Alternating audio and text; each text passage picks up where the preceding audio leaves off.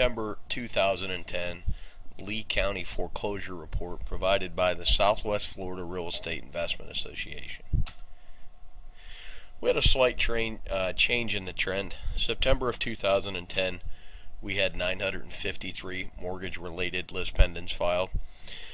September of last year, we had 1610, so we had a pretty significant year-over-year reduction. August of 2010, we had 834, so we had a slight rise over the previous month. The slight rise is normal. End of Q3 is this month. Banks tend to want to clean up their balance sheets going into Q4.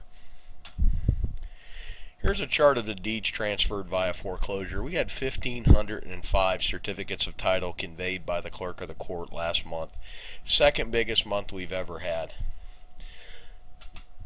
Mortgage-related list pendants filings. When you look at the chart, we pretty much have the right side of the bells pretty clearly formed. We're almost like we're forming a valley on the other side of the bell. Could be the new normal, could be the lull before the storm, could be a downward turn and it returns back to about what it was. Traditionally in Lee County, 200 to 300 list pendants foreclosures a month. Here's the total trend. What's interesting is when the certificates of title intersect and then go above in counts above the list pendants, because that shows we are now disposing of more than we're taking in. We have ate the backlog up tremendously. At one point last year, we had 24,000 cases active. Last month, it was 14,000. I expect it to be much lower than that, just because we conveyed about 600 less than we filed. And we also tend to throw out a lot of cases, short sales, bankruptcies, modifications, a lot of different reasons why. Trending right now, about 52% of the list pendants convert to a certificate of title. Here's the top 10 filers of mortgage-related list pendants. Bank America and Wells Fargo have pretty much flip-flopped back and forth between the top two. Top 10 certificates of title. These are who is going to be dominating the REO market in 30 to 90 days. Fannie Mae has been taking in a minimum of 20% of the certificates of title for quite some time now. And if you look in the MLS, Fannie Mae's REOs are predominantly the most of the REOs you see. Notes: we're slowly eating away at the backlog cases, but we're doing it at a pretty rapidly rate. If you blink, all of a sudden we're down from 20,000 to 14. And that's the shadow inventory. That's the monster in the closet that everybody keeps referring to. End of Q3 in banking is huge. Q4 is a lot about just don't do anything, because we've already printed the end of the year glossies and we're hoping to get our bonus checks. So they do a lot of heavy lifting this month at the end of Q3. We'll know next week when the clerk puts out their disposition report, but it should be between 13,000 and 11,500. Again, second biggest months for certificates of title to be conveyed.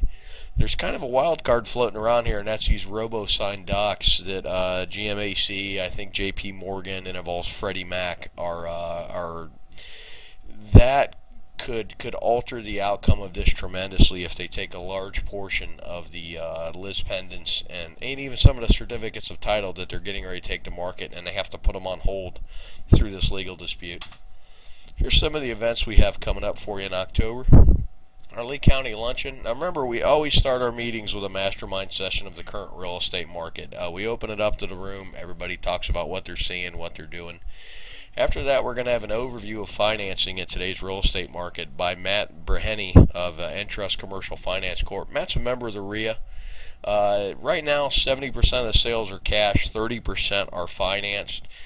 One of the things as the market tends to evolve into normalcy again, we will see the leveraged sales come up. And honestly, leveraged sales are what will begin to drive pricing back up. And it's important to understand, especially as an investor, there are times where leverage makes perfect sense.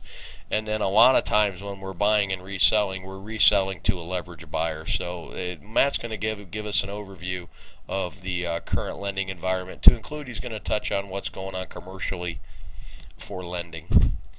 the Southwest Florida RIA General Meeting. Now from 6 to 6:30 we have food and networking. Last month we had chicken marsala. This month I don't know what we're going to have. If you have an idea, shoot us an email. It's home cooked food, and you generally have about 30 minutes to meet and greet with people that are doing the same thing you're doing, which is real estate in Southwest Florida. At 6:30 we're going to present, we did a study and we're calling it the heartbeat of the Southwest Florida real estate market. All markets are cyclical, and the key is understanding the cycles within the market.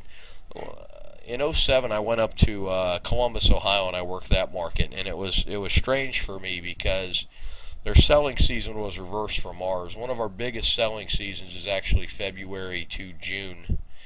And I found it interesting that when it was cold, they didn't make any money, and when it's cold here, we tend to make more money.